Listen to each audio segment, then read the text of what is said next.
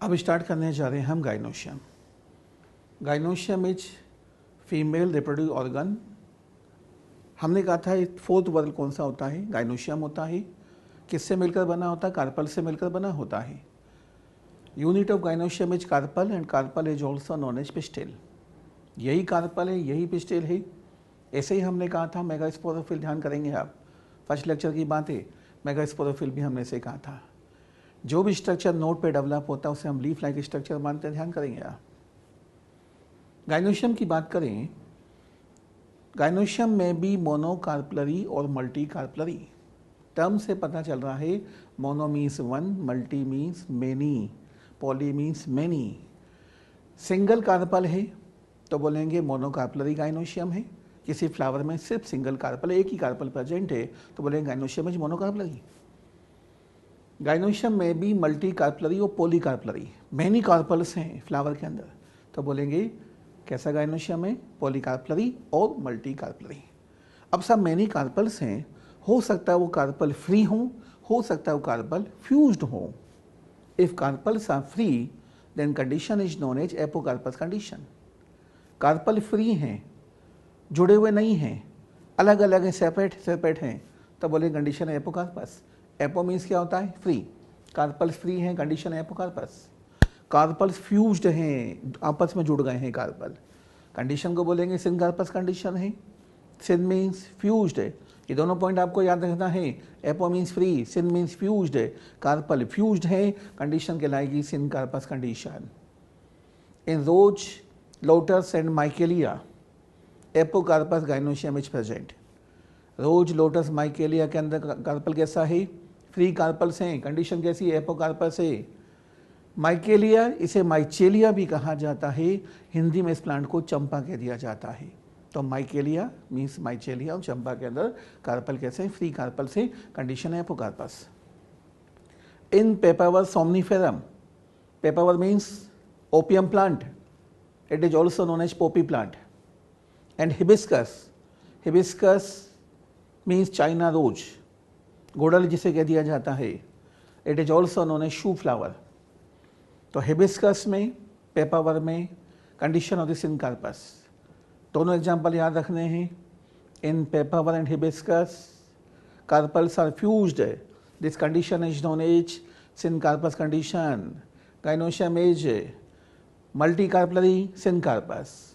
In rose, lotus, Michelia condition is apocarpous. Gynoecium is polycarpellary apocarpous. Many carpel है, free है, apocarpous है। Many carpel है, fused है, syncarpous condition है। अब आते हैं हम कार्पल पे। ये स्ट्रक्चर आप देख रहे हैं कार्पल का स्ट्रक्चर है। ये दो कार्पल मैंने यहाँ शो कर रखे, टू कार्पल्स आपके सामने हैं। कार्पल्स पे हमें थ्री पार्ट्स क्लियर कट दिखाई देंगे। Upper landing platform of pollen is known as stigma. जो अपर साइड में फ्लैट सा पोर्शन आपको दिखाई दे रहा है, यहाँ पर पोलंगन आके लैंड करेगा, इसे हम क्या बोलेंगे? स्टिग्मा बोलेंगे। Tubular structure is known as style. Ovary and stigma के बीच में जो स्ट्रक्चर आपको दिख रहा है, ये टेबुलर स्ट्रक्चर क्या? स्टाइल है। Lower swollen part of carpel is known as ovary.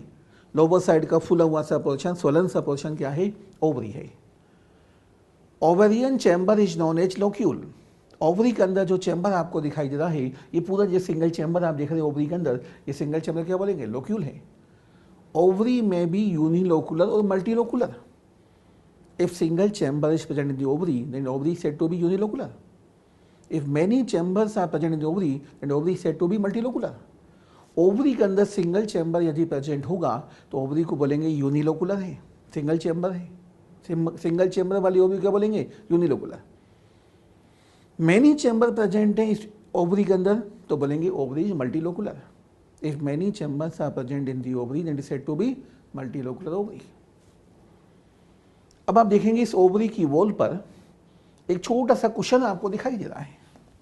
This cushion is known as placenta. Placenta develops on the ovary wall. Ovary wall पर क्या develop? Placenta develop, cushion develop हुआ, और cushion के ऊपर develop हुआ है ovule. ये single ovule आपको दिखाई दे रहा है। ओवरी की वॉल पर ओव्यूल डेवलप हो रहे हैं और ओव्यूल किस पे डेवलप? प्लेसेंटा पे डेवलप हो रहा है। ओवरी के अंदर सिंगल ओव्यूल भी हो सकता है, मैनी ओव्यूल्स भी हो सकते हैं। सिंगल ओव्यूल प्रेजेंट है यहाँ पर मैनी ओव्यूल्स प्रेजेंट हैं। आप ये भी जानते हैं after fertilization ovules convert into the seeds. After fertilization ovary converts into the fruit. ये पूरा के पूरा स्ट्रक्चर जो आप देख रहे हैं ओवरी वाला स्ट्रक्चर, ये फ्रूट में कन्वर्ट हो जाएगा साहब, अपर साइड का पोर्शन गिर जाएगा। ये पूरा स्ट्रक्चर जो ओवरी वाला देख रहे हैं ये फ्रूट में कन्वर्ट हो जाएगा। तो ध्यान रहे after fertilization ovary converts into the fruit. तो ये ओवरी जो आपको दिखाई दे रही है ये फर्टिलाइजेशन के बाद फ्रूट में कन्वर्ट हो जाती है, फ्रूट में मॉडिफाई हो जाती है, एंड ओव्यूल्स सीड्स में कन्वर्ट हो जाते हैं। हमने अभी कहा कि ओवरी के अंदर सिंगल ओव्यूल भी हो सकता है, मैनी ओव्यूल्स भी हो सकते हैं। हम सीड के नंबर को देखकर आइडिया लगा सकते हैं कि शुरुआत में ओवरी के अंदर सिंगल ओव्यूल रहा होगा या मैनी ओव्यूल्स रहे होंगे। आप देखते हैं पी या मटर के अंदर मैनी सीड्स है, इट मीन्स पी की ओवरी के अंदर मैनी ओव्यूल्स रहे होंगे, ऑब्वियस ही बात है। वाटरमेलन में मैनी सीड्स हैं, it means many ovules present होते हैं। Musk melon many seeds, many ovules present है, it means. Wheat rice maize की ओवरी के अंदर सिंगल ओव्यूल प्रेजेंट होता है, तो याद रहे व्हीट हो, राइस हो, मेज हो, सोरगम हो, बार्ले हो, इनकी ओवरी के अंदर सिंगल ओव्यूल प्रेजेंट होता है। यदि हम बात करें वाटरमेलन के बारे में, ऑर्किड्स के बारे में, तो ओवरी के अंदर मैनी ओव्यूल प्रेजेंट है, तो मैनी सीड का फॉर्मेशन होगा। अब यदि आपसे कहा जाए बताइए मैंगो की ओवरी के अंदर सिंगल ओव्यूल होगा, मैनी ओव्यूल होंगे, तो आंसर जाएगा 1, क्योंकि मैंगो में एक ही सीड तो निकलता है। एक सीड इट मीन्स पहले सिंगल ओव्यूल रहा होगा, बाद में सीड में कन्वर्ट हुआ। आपसे कहा जाए बताएं टोमेटो एंड ब्रिंजल में ओवरी में सिंगल ओव्यूल होगा या मैनी ओव्यूल्स होंगे, आपका आंसर जाएगा मैनी। टोमेटो ब्रिंजल में मैनी सीड्स प्रेजेंट हैं, इट मीन्स पहले मैनी ओव्यूल ओवरी में रहे होंगे। तो इससे आपको आइडिया मिल जाएगा, सीड का नंबर देखकर हमें आइडिया मिल जाता है कि पहले ओव्यूल का नंबर 1 रहा होगा या मैनी रहा होगा। ऑर्किड प्लांट के अंदर भी मैनी ओव्यूल्स होते हैं, ये पॉइंट भी आपको याद रखना है, ऑर्किड के अंदर मैनी ओव्यूल्स प्रेजेंट होते हैं। कॉर्न कहा जाता है मेज या मक्का को, तो मेज या मक्का में सिंगल ओव्यूल होता है। पैडी कह दिया जाता है राइस को, राइस पैडी फील्ड, चावल का खेत जो धान के खेत होते हैं पैडी फील्ड कह दिया जाता है। पैडी मीन्स राइस, राइस की ओवरी में सिंगल ओव्यूल। व्हीट, राइस, मेज, सोरगम, बार्ले, सिंगल ओव्यूल हमें दिखाई देता है हर एक ओवरी के अंदर। अब आ रहे हम स्टाइल पे। स्टाइल में भी होलो और सॉलिड। स्टाइल होलो आपको दिखाई दे रही है, यहाँ पे खोखली स्टाइल है, यहाँ पे स्टाइल में टिश्यू भरा हुआ है, और जो टिश्यू भरा है उसे हम बोलेंगे ट्रांसमिशन टिश्यू और ट्रांसमिटिंग टिश्यू है। मोस्टली प्लांट में स्टाइल होती है होलो। होलो स्टाइल में आपको सेल्स की लाइनिंग दिखाई देंगी, और ये सेल्स कौन सी ग्लैंडुलर सेल्स हैं। ये सेल्स ग्लैंड की तरह फूड मेटल सिक्रेट करने का काम करती हैं। स्टाइल होलो है। यहाँ पे सॉलिड स्टाइल के अंदर टिश्यू भरा हुआ है, कौन सा टिश्यू है, ट्रांसमिशन टिश्यू है। अब सब ऊपर पोलन ग्रेन की लैंडिंग हुई, पोलन ग्रेन स्टिग्मा पे पहुंचा, पोलन ग्रेन ने पोलन ट्यूब फॉर्म करी, पोलन ट्यूब अंदर जा रही है साहब। अब पोलन ट्यूब आगे ग्रो करना है, अपना पैसेज या रास्ता डेवलप करना है, सेल को सेपरेट करना पड़ेगा, तो पोलन ट्यूब क्या करेगी, एंजाइम का सिक्रेशन करेगी। सपोज ये 2 सेल्स प्रेजेंट हैं, इन 2 सेल्स के बीच में मिडिल लैमेला आपको दिखाई दे रही है। ये 2 सेल हैं, दोनों सेल के बीच में क्या है, मिडिल लैमेला प्रेजेंट है। आपने पढ़ा है middle lamella is made up of calcium और मैग्नीशियम पैक्टेट, पैक्टिन की बनी हुई है। ऊपर से पोलन ट्यूब आ रही है, आगे सेल्स प्रेजेंट हैं। पोलन ट्यूब को अपना रास्ता बनाना है, पैसेज डेवलप करना है, तो पोलन ट्यूब को एंजाइम का सिक्रेशन करना होगा। Pollen tube secretes pectinase enzyme. Pectinase enzyme किसे डिजोल्व करेगा, इस पैक्टिन को डिजोल्व करेगा। पैक्टिन की डिजोल्व होती है सेल का सेपरेशन स्टार्ट हो जाएगा साहब, सेल दूर होने लग जाएंगी। Pollen tube secretes cellulase enzyme, cellulosic cell बोलने ध्यान करेंगे। तो कहने का मतलब है पोलन ट्यूब हाइड्रोलाइटिक एंजाइम का सिक्रीशन करती है, सेलुलेज पैक्टिनेज जैसे एंजाइम का सिक्रीशन करके आगे जितना भी टिश्यू होता है उसे डिजोल्व करती जाती है और अपना रास्ता पैसेज डेवलप करती चली जाती है, आगे ग्रो करती चली जाती है। तो पोलन ट्यूब का नेचर कैसा है, सेक्रेटरी है। पोलन ट्यूब ग्लैंड की तरह एंजाइम का सिक्रीशन कर रही है, तो नेचर कैसा हो गया? सेक्रेटरी है। अब सब इस पोलन ट्यूब ग्रो करना है, फूड चाहिए। फूड कहाँ से मिलेगा? नियर बाई सेल से पोलन ट्यूब फूड एब्जॉर्ब करते जाती है। ये जो ट्रांसमिशन टिश्यू आपको दिखाई दे रहा है, ये टिश्यू की सेल से पोलन ट्यूब फूड एब्जॉर्ब कर रही है। तो पोलन ट्यूब का नेचर कैसा है? एब्जॉर्प्टिव है। तो याद रहे, पोलन ट्यूब का नेचर सेक्रेटरी भी होता है, एब्जॉर्प्टिव भी होता है। यहां पर भी पोलन ग्रेन आया साहब। अब इस पोलन ग्रेन ने पोलन ट्यूब बनाई, स्टिग्मा को प्रेस करना पड़ेगा, स्टिग्मा में पैसेज डेवलप करना पड़ेगा। ये स्टिग्मा की सेल है, इस पे पैसेज डेवलप करना है, तो यहां पर भी पोलन ट्यूब को एंजाइम का सिक्रीशन करना पड़ेगा। तो पोलन ट्यूब यहां पर भी कैसी है? सेक्रेटरी है। एंजाइम का सिक्रीशन किया, पोलन ट्यूब अंदर एंटर कर गई साहब। अब अंदर एंटर कर गई, इसे फूड चाहिए ग्रो करने के लिए। फूड कहां से लेगी? ग्लैंडुलर सेल ग्लैंड की तरह फूड सिक्रेट करती जा रही हैं, वहां से पोलन ट्यूब फूड एब्जॉर्ब करती जाएगी, आगे ग्रो करती जाएगी। तो पोलन ट्यूब का नेचर कैसा है? एब्जॉर्प्टिव है। शुरुआत में पोलन ट्यूब का नेचर कैसा? सेक्रेटरी, और बाद में एब्जॉर्प्टिव है। दोनों चीज़ सब साथ चलेंगी। एंजाइम का सिक्रीशन भी चल रहा है और फूड मैटर को एब्जॉर्ब भी किया जा रहा है।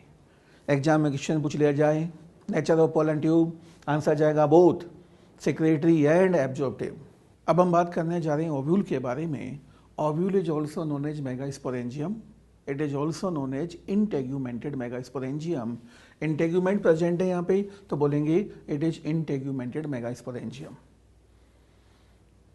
आपने पढ़ा होगा सीड बनने की शुरुआत हुई जिम्नोस्पर्म से, और जिम्नोस्पर्म के अंदर सबसे पहले ओव्यूल बना हुआ, ऑब्वियस सी बात है। ओव्यूल बना हुआ तो सीड बना हुआ, ऑब्वियस सी बात है। जिम्नोस्पर्म के अंदर जो ओव्यूल था स्ट्रेट ओव्यूल था, इसलिए स्ट्रेट ओव्यूल को हम बेसिक ओव्यूल मानते हैं। यदि हम एंजियोस्पर्म की बात करें तो एंजियोस्पर्म के अंदर पॉलीगोनम प्लांट के अंदर भी हमें स्ट्रेट ओव्यूल देखने को मिलता है। स्ट्रेट ओव्यूल में माइक्रोपाइल, चेलेजा, हाइलम एंड फ्यूनिकल एक स्ट्रेट लाइन में प्रेजेंट होते हैं। ये स्ट्रेट ओव्यूल ऑर्थोटॉपस ओव्यूल है, इसे बेसिक ओव्यूल माना जाता है। बेसिक ओव्यूल मानते हुए पोजीशन वाइज एग्जाम में जो भी आंसर देने होते हैं इसी ओव्यूल के अकॉर्डिंग देने होते हैं। इसी ओव्यूल की पोजीशन कंसिडर किया जाता है एग्जाम के अंदर। ऑर्थोटॉपस ओव्यूल या स्ट्रेट ओव्यूल के बाद में जो नए ओव्यूल अर्थ पे डेवलप हुए उनमें कुछ में पोजीशन चेंज हुई। कुछ 90 डिग्री पे आ गए, कुछ 180 पे आ गए, कुछ 360 पे आ गए, बाद में पोजीशन चेंज हुई। लेकिन बेसिक ओव्यूल स्ट्रेट ओव्यूल को माना जाता है। तो इसलिए याद रहे, जो भी पोजीशन वाइज आपको आंसर देना है स्ट्रेट ओव्यूल के अकॉर्डिंग देना होगा। ओव्यूल के स्ट्रक्चर की बात करें तो ओव्यूल कहाँ डेवलप होगा? ओवरी में डेवलप होगा। ओवरी में कहाँ डेवलप होगा? ओवरी वॉल पे डेवलप होगा। ओवरी वॉल पर हमने कहा था एक छोटा सा कुशन डेवलप होता है, स्मॉल कुशन लाइक स्टल, क्या बोलेंगे? प्लेसेंटा है। तो ये ओव्यूल प्लेसेंटा पे डेवलप हो रहा है। Stalk of the ovule is known as funicle. It is also known as funiculus और फ्यूनिकुलम। इन्वर्टेड ओव्यूल में फ्यूनिकल लेटरल साइड में जुड़कर एक रिज बनाता है। ये जो उभरा हुआ पोर्शन आपको दिखाई दे रहा है, ये रिज को या उभार को रेफे नाम दिया जाता है। अगेन रिपीट कर रहा हूँ, इन्वर्टेड ओव्यूल में फ्यूनिकल ओव्यूल के लेटरल साइड में फ्यूज होकर जुड़कर एक रिज बनाता है। ये रिज को या उभार को रेफे नाम दिया जाता है। स्ट्रेट ओव्यूल में आप देख रहे हैं फ्यूनिकल लेटरल साइड में अटैच नहीं है, तो स्ट्रेट ओव्यूल में रेफे एब्सेंट है। रेफे कहाँ प्रेजेंट होगा? इन्वर्टेड ओव्यूल में प्रेजेंट होगा। Inverted ovule is also known as anatropous ovule. तो एनाटोपस ओव्यूल में हमें रेफे दिखाई देता है। The junction point between body of the ovule and funicle is known as hilum. Ovule की बॉडी एंड फ्यूनिकल का जहाँ पर जंक्शन पॉइंट है उसे हम क्या बोलेंगे? हाइलम बोलेंगे। अब यहाँ पर देखिए, ये ओव्यूल की बॉडी है, फ्यूनिकल है, दोनों के बीच का जंक्शन पॉइंट क्या है? Hilum. The junction between body of the ovule and funicle is known as hilum. यही ओव्यूल जब सीड में कन्वर्ट होता है तो सीड में हमें हाइलम में एक निशान या स्कार की फॉर्म में दिखाई देता है। तो याद रहे, सीड पर जो स्कार या निशान हमें दिखाई देता है हाइलम को रिप्रेजेंट करता है। Scar of seed represents hilum. Base of the ovule is known as chalaza. Ovule के बेसल पार्ट को चेलेजा कहा जा रहा है यहाँ पे। अब आप यहाँ पर देखेंगे कि ओव्यूल का बेसल पार्ट है। Basal part of the ovule is known as chalaza. जब ओव्यूल इन्वर्टेड हुआ तो चेलेजा अपर साइड में हमें दिखाई दे रहा है। हम ये नहीं बोलेंगे upper part of the ovule is known as chalaza, हम बोलेंगे basal part of the ovule is known as chalaza. हमने अभी कहा था पोजीशन वाइज जो भी आंसर देना है स्ट्रेट ओव्यूल के अकॉर्डिंग देना है। तो याद रहे chalaza represents basal part of the ovule, upper part टिकल के नहीं आना है, बेसल पार्ट को रिप्रेजेंट कर रहा है। ओव्यूल के फ्यूनिकल से कुछ फाइबर लाइक स्ट्रक्चर डेवलप होते हैं, इन्हें नाम दिया जाता है ऑब्टूरेटस। कुछ फाइबर प्लेसेंटा से भी डेवलप होते हैं। इन ऑब्टूरेटस का फंक्शन है केमिकल का सिक्रेशन करके पोलन ट्यूब को अट्रैक्ट करना। अब हम डिस्कस करेंगे आगे चल के इसे, अब इतना सा याद रखना है ऑब्टूरेटर फंक्शन क्या है, केमिकल का सिक्रेशन करके पोलन ट्यूब को अट्रैक्ट करना। Opening of the ovule is known as micropyle. Ovule की ओपनिंग आपको यहाँ पे दिखाई दे रही है, ये माइक्रोपाइल है, यहाँ से पोलन ट्यूब अंदर एंटर करेगी। यही ओव्यूल जब सीड में कन्वर्ट होता है तो सीड के अंदर भी एक छोटा सा माइक्रोपाइल हमें दिखाई देता है। कभी वाइट ग्राम सफ़ेद चने को देखिएगा तो उसमें छोटा सा पोर आपको दिखाई देगा, वो छोटा सा पोर क्या होता है, माइक्रोपाइल होता है। तो यही ओव्यूल जब सीड में कन्वर्ट होता है तो ओव्यूल का माइक्रोपाइल सीड के माइक्रोपाइल में कन्वर्ट हो जाता है, मीन्स एक पोर की फॉर्म में दिखाई देता है। ओव्यूल के माइक्रोपाइल के थ्रू पोलन ट्यूब एंटर करती है, सीड के माइक्रोपाइल के थ्रू वाटर एंटर करता है एंड एयर ऑक्सीजन एंटर करती है। तो याद रहे सीड के जर्मिनेशन के टाइम सीड में वाटर एंटर करना है, एयर एंटर करनी, कहाँ से एंटर करेगा, माइक्रोपाइल से एंटर करेगा। ओव्यूल के माइक्रोपाइल के थ्रू पोलन ट्यूब एंटर करेगी, ध्यान रहे। अब इस ओव्यूल में दो एनवलप आपको दिखाई दे रहे हैं। ओव्यूल में दो कवरिंग है, दो कोट हैं। ये एनवलप या कोट क्या है, इंटेग्यूमेंट्स हैं। Outer covering is known as outer integument, inner covering is known as inner integument. ये मैनी सेल्स के बने होते हैं, मल्टी सेलुलर स्ट्रक्चर है, ध्यान रहे, और हर एक सेल का प्रोडी लेवल 2n है। यही ओव्यूल जब सीड में कन्वर्ट होता है तो ये इंटेग्यूमेंट सीड कोट में कन्वर्ट हो जाते हैं। आपने पढ़ा होगा सीड कोट के दो पार्ट होते हैं, outer seed coat and inner seed coat. Outer seed coat is known as testa while inner seed coat is known as tegmen. तो हम कह सकते हैं आउटर इंटेग्यूमेंट टेस्टा में कन्वर्ट हो जाता है, इनर इंटेग्यूमेंट टेगमन में कन्वर्ट हो जाता है। तो ये आउटर इंटेग्यूमेंट आप जो देख रहे हैं, ये outer integument outer seed coat या टेस्टा में कन्वर्ट हो जाता है। Inner integument converts into the tegmen, means inner seed coat में कन्वर्ट हो जाता है। यदि हम आलमंड या बादाम की बात करें, बादाम के सीड को आपने रात को भिगो के रखा, मॉर्निंग के टाइम आप उठे, आपने उसका ब्राउन कलर का छिलका रिमूव किया। जो ब्राउन कलर का छिलका आपने रिमूव किया है वो टेस्टा को रिमूव किया है। टेस्टा रिमूव करने के बाद भी थिन ट्रांसपेरेंट सी मेम्ब्रेन आपको बादाम पर दिखाई देगी, वो थिन मेम्ब्रेन क्या है, टेगमन है। टेस्टा कंपैरेटिवली थिक होता है, टेगमन थिन होता है, मेम्ब्रेन की फॉर्म में होता है। टेस्टा किससे फॉर्म हुआ है, आउटर इंटेग्यूमेंट से फॉर्म हुआ है। टेगमन इनर इंटेग्यूमेंट से फॉर्म हुआ है।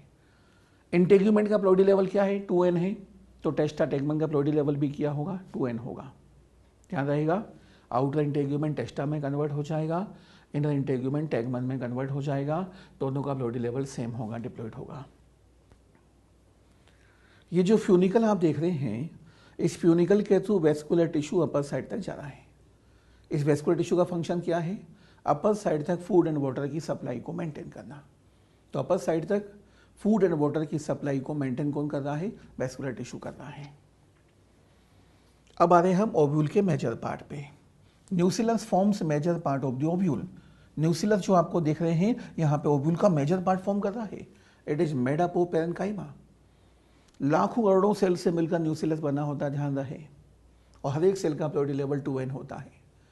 जब यही ओव्यूल सीड में कन्वर्ट होता है तो न्यूसिलस कंज्यूम हो चुका होता है, डिजनरेट हो चुका होता है, इसलिए न्यूसिलस बचता नहीं है।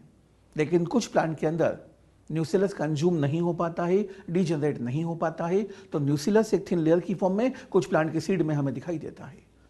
न्यूसिलस का जो पार्ट बच जाता है उसे पेरिस्पर्म नाम दिया जाता है। Remains of nucellus is known as perisperm. Nucellus का प्लोइडी लेवल 2n, तो आप कह सकते हैं पेरिस्पर्म का प्लोइडी लेवल क्या होगा, 2n होगा। तो याद रहे न्यूसिलस का रिमेनिंग पार्ट क्या कहलाएगा, पेरिस्पर्म कहलाएगा। जैसे हम ब्लैक पेपर या काली मिर्च की बात करें तो ब्लैक पेपर या काली मिर्च में पेरिस्पर्म दिखाई देगा, कैस्टर के सीड में पेरिस्पर्म दिखाई देगा, बीट सीड में पेरिस्पर्म दिखाई देगा। तो याद रहे कुछ प्लांट के सीड में न्यूसिलस कंज्यूम नहीं हो पाता है, डिजनरेट नहीं हो पाता है, तो न्यूसिलस का कुछ पोर्शन बच जाता है। न्यूसिलस का जो पोर्शन बच गया, जो रिमेनिंग पार्ट न्यूसिलस का है, उसे हम क्या बोलेंगे? पेरिस्पर्म। तो याद रहे remaining part of nucellus is known as perisperm. Ploidy level क्या होगा? 2n होगा। न्यूसिलस का प्लोइडी लेवल 2n, पेरिस्पर्म का प्लोइडी लेवल 2n। कहाँ प्रेजेंट होगा? कुछ प्लांट के सीड में, for example black pepper, beet seed, castor seed में प्रेजेंट होगा। अब आते हैं हम एम्ब्रियो सेक पर। ओव्यूल का एक स्ट्रक्चर ऐसा है जो हैप्लॉइड है, वो है एम्ब्रियो सेक। ये सेंटर में आपको एम्ब्रियो सेक दिखाई दे रहा है, ये हैप्लॉइड स्ट्रक्चर है। अब यहाँ पे आते हैं एम्ब्रियो सेक पर। एम्ब्रियो सेक में सिंगल एग सेल प्रेजेंट है। एक सेल का प्लोइडी लेवल आप जानते हैं हैप्लॉइड होता है, हैप्लॉइड सेल है। इस एक सेल का जब फर्टिलाइजेशन होगा तो जाइगोट बनेगा, जाइगोट बनेगा तो एम्ब्रियो का फॉर्मेशन होगा। तो यहाँ पे आगे चल के एम्ब्रियो बनेगा, इसलिए क्या नाम दिया इसे? एम्ब्रियो सेक नाम दिया गया। जिस सेक में, जिस बैग में, जिस थैले में एम्ब्रियो का फॉर्मेशन होगा उसे नाम दिया गया एम्ब्रियो सेक है। तो साहब यहाँ पे शुरुआत में एक सेल प्रेजेंट है। एक cell is also known as female gamete. एक cell is also known as female gamete and female gamete is also known as mega gamete और macrogamete. Embryo sac is also known as female gametophyte. The structure which is having female gamete is known as female gametophyte। जिस structure में female gamete है, एक cell है, female gamete मतलब एक cell present है, उसे हम क्या बोलेंगे? फीमेल गैमेटोफाइट बोलेंगे। Female gamete is also known as mega gamete, तो एम्ब्रियो क्या बोलेंगे? मेगा गैमेटोफाइट है। Embryo sac is also known as female gametophyte, mega gametophyte, macro gametophyte है। इतने सारी टर्म दी जाती हैं किसे? एम्ब्रियो सेक को। अब आते हैं सिनर्जिड्स पर। एक सेल के पास में दो स्मॉल साइज की सेल्स प्रेजेंट हैं। ये दोनों सेल्स सिनर्जिड सेल्स हैं। इन दोनों सेल्स का फंक्शन है फर्टिलाइजेशन में हेल्प करना। The cells help in fertilisation. The cells are also known as helper cells और कोऑपरेटिव सेल। फर्टिलाइजेशन में हेल्प करेंगी तो उन्हें हेल्पर सेल भी कह दिया जाता है, कोऑपरेटिव सेल भी कह दिया जाता है। And both cells are haploid. इस एंड पर आप इस देखेंगे तो 3 सेल का स्ट्रक्चर आपको दिखाई देगा। ये 3 सेल स्ट्रक्चर क्या बोलेंगे? एग एपेटस है। तो 3 सेल का स्ट्रक्चर जो आपको दिखाई दे रहा है इसे हम बोलेंगे एग एपेटस है। इसमें सिंगल एग सेल प्रेजेंट है एंड 2 सिनर्जिड प्रेजेंट हैं। 3 सेल का स्ट्रक्चर है। अपोजिट एंड पर 3 सेल्स आपको दिखाई दे रही हैं। The 3 cells are known as antipodal cells. इन्हें एंटीपोडल्स भी कह दिया जाता है, एंटीपोडल सेल्स भी कह दिया जाता है। The cells are haploid. अब आते हैं हम largest cell of the embryo sac पर। एम्ब्रियो सेक की लार्जेस्ट सेल कौन सी है? सेंट्रल सेल है। इतनी बड़ी सेल आपको बीच में दिखाई दे रही है। Central cell is the largest cell of the embryo sac. इस सेल में 2 पोलर न्यूक्लियाई प्रेजेंट है, आप देख रहे हैं। Both polar nuclei are haploid. तो साहब इस सेल में 2 पोलर न्यूक्लियाई हैं, दोनों पोलर न्यूक्लियाई हैप्लॉइड हैं। Just before fertilization both polar nuclei fuse together to form a diploid structure which is known as secondary nucleus. Fertilization से ठीक पहले दोनों पोलर न्यूक्लियाई फ्यूज होकर एक डिप्लॉइड स्ट्रक्चर फॉर्म करते हैं, उसे नाम दिया जाता है सेकेंडरी न्यूक्लियस। वो बाद में भी डिस्कस करेंगे। अब इतना सा याद रहे आपको, एम्ब्रियो सेक में सेल्स का नंबर कितना है? 7 है। 7 कैसे हो गया? 3 cells antipodal cells, 3 cells of egg apparatus, 6 cells हो गई and 1 central cell. Total cells का नंबर कितना है? 7। न्यूक्लियाई का नंबर कितना है? 8। 3 nuclei are present in 3 antipodal cells. 3 nuclei are present in 3 cells of egg apparatus, 6 हो गया। And 2 nuclei are present in the central cell, 3, 2, 3। Total कितना हो गया? 8। तो हम कह सकते हैं embryo sac is 7 celled and 8 nucleated structure. Cells का नंबर 7 है, न्यूक्लियस का नंबर कितना? न्यूक्लियाई कितने हैं? 8 न्यूक्लियाई हैं and all nuclei are haploid. तो embryo sac is haploid.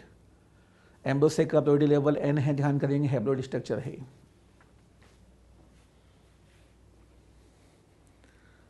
Placenta discuss किया हमने, ऑप्टेटर डिस्कस किया, फ्यूनिकल डिस्कस किया, हाइलम हो गया, रेफे डिस्कस किया, इंटेग्यूमेंट हो गया, चलेजा हो गया।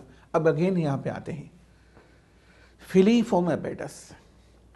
इन दोनों सिनर्जिड में कुछ फिंगर लाइक प्रोजेक्शंस प्रेजेंट होते हैं, कह दिया जाता है फिलीफॉर्म एपेटस है। इन स्पेशल टाइप की सेलुलर थिकनिंग माना जाता है। इनका फंक्शन होता है अट्रैक्शन ऑफ पोलन ट्यूब। ये फिलीफॉर्म एपेटस केमिकल का सिक्रीशन करते हैं। ये दोनों सिनर्जिड से फिलीफॉर्म की हेल्प से केमिकल का सिक्रीशन करती हैं एंड अट्रैक्ट करती हैं पोलन ट्यूब को।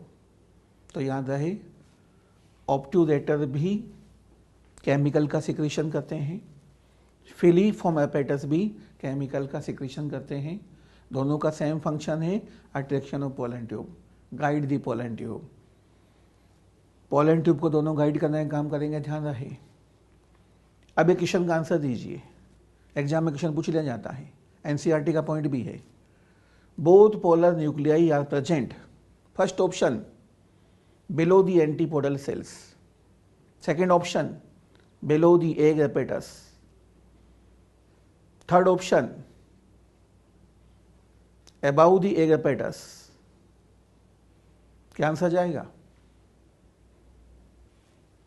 Fourth option below the egg apparatus. Again repeat कर रहा हूं, both polar nuclei are present, first option below the antipodal cells, second option above the egg apparatus, option change किया मैंने, above the egg apparatus, third option both, fourth option below the egg apparatus. आपके mind में आ रहा होगा both, both नहीं है, both polar nuclei are present below the egg apparatus. इसके according answer नहीं देना है आपको, पोजीशन वाइज इसके अकॉर्डिंग आंसर देना है। हमने कहा था ये बेसिक ओव्यूल, इसकी पोजीशन को देखना है, तो हम कह सकते हैं both polar nuclei are present below the egg apparatus. देख पा रहे हैं आप, माइक्रोपाइलर एंड पर प्रेजेंट एग एपेटस, इसके नीचे प्रेजेंट है पोलर न्यूक्लियाई। पहले भी कहा था पोजीशन वाइज जो भी आंसर देना है स्ट्रेट ओव्यूल के अकॉर्डिंग आपको देना होगा, ध्यान रहे बेसिक ओव्यूल है ये। यहाँ तक क्लियर है? तो आपका आंसर जाएगा both polar nuclei are present below the egg apparatus और अबाउ द एंटीपोडल सेल्स। यहाँ तक क्लियर है? अब बात कर रहे हैं हम पोलन ट्यूब कैसे एंटर करेगी ओव्यूल के अंदर। स्टिग्मा पे पोलन ग्रैंड पहुंचा साहब, पॉलिनेशन हुआ, स्टिग्मा पे पोलन ग्रैंड लैंड कर गया, इसने वहाँ पे पोलन ट्यूब को फॉर्म किया। पोलन ट्यूब में सबसे आगे चल रहा है ट्यूब न्यूक्लियस। पोलन ट्यूब को गाइड करने का काम कौन कर रहा है? ट्यूब न्यूक्लियस कर रहा है। पोलन ट्यूब ग्रो करती जा रही है, एंजाइम का सिक्रीशन करती जा रही है, फूड मेटेरियल को एब्जॉर्ब करती जा रही है। ध्यान करेंगे इन द केस ऑफ सोलिडिस्टाइल, याद आया? अब सब पोलन ट्यूब आगे बढ़ गई है, ओवरी में आ गई है। ओवरी में आने के बाद आप देख रहे हैं ये पोलन ट्यूब किस साइड में जा रही है? ऑब्ट्यूरेटर तक जा रही है। ऑब्ट्यूरेटर ने केमिकल का सिक्रीशन किया है, अट्रैक्ट कर लिया है पोलन ट्यूब को, तो अपर साइड से पोलन ट्यूब आई, ऑब्ट्यूरेटर ने केमिकल का सिक्रीशन किया, अट्रैक्ट कर लिया पोलन ट्यूब को और माइक्रोपाइल के ठीक सामने पहुंचा दिया। अपर साइड में प्रेजेंट है टू सिनर्जिड्स है, दोनों में प्रेजेंट है फिलीफॉर्म एपेटस। वो सिनर्जिड्स फिलीफॉर्म की हेल्प से केमिकल का सिक्रीशन करेंगी और वो केमिकल अट्रैक्ट कर लेगा पोलन ट्यूब को, तो पोलन ट्यूब मूव कर जाएगी कहाँ पर? Inside the ovule. ओव्यूल के अंदर मूव कर गई साहब, एंटर कर गई सिनर्जिड के अंदर। तो याद रहे pollen tube enters into the embryo sac through D generating synergid. दो सिनर्जिड हैं, दोनों सिनर्जिड केमिकल का सिक्रीशन कर रही हैं, लेकिन एक सिनर्जिड डी जनरेट होना स्टार्ट हो जाती है बिफोर फर्टिलाइजेशन, क्योंकि पोलन ट्यूब वहाँ पे एंटर कर रही है। पोलन ट्यूब जहाँ पे एंटर करेगी, पोलन ट्यूब क्या सिक्रेट कर रही है? एंजाइम का सिक्रीशन कर रही है। वो एंजाइम इस सिनर्जिड को डी जनरेट करना स्टार्ट कर देगा और पोलन ट्यूब उसमें एंटर कर जाएगी। तो याद रहे pollen tube enters into the embryo sac through D generating synergid. Embryo sac की बात कर रहे हैं, किस एम्ब्रियो सेक में पोलन ट्यूब कहाँ से एंटर करेगी? Pollen tube enters into the embryo sac through D generating synergid. यहाँ तक सारे पॉइंट क्लियर है? ओव्यूल के स्ट्रक्चर की बात करें तो एम्ब्रियो सेक को छोड़कर जितना भी टिश्यू आपको दिखाई दे रहा है ये सारा टिश्यू डिप्लॉइड है। All tissue of the ovule except embryo sac are diploid. Embryo sac is haploid, only haploid tissue कौन सा है? एम्ब्रियोसेक है, बाकी सब कैसा है? डिप्लॉइड है।